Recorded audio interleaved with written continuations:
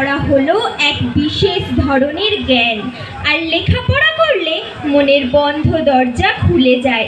যা জানো না তাও জানা হয়ে যায়। মানুষের মনের সচেতনতা বাড়ে। সচেতনতা, সেটা আবার কি?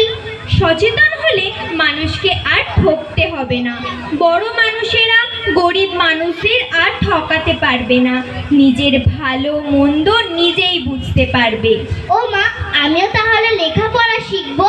আজ ওই স্কুলে ধার দিয়ে আসছিল, দেখলুম এক দিদিমণি স্কুলে পড়াচ্ছে।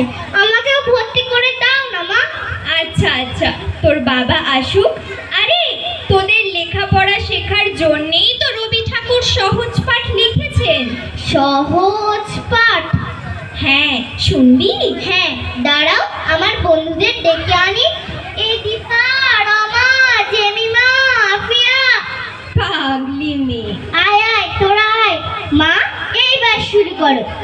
আচ্ছা, সবাই ভালো করে শুনে তবে বলবে কিন্তু, কেমন? ঠিক আছে কাকিমা। শুরু করছি কবিগুরুর প্রতি আমাদের বিনম্র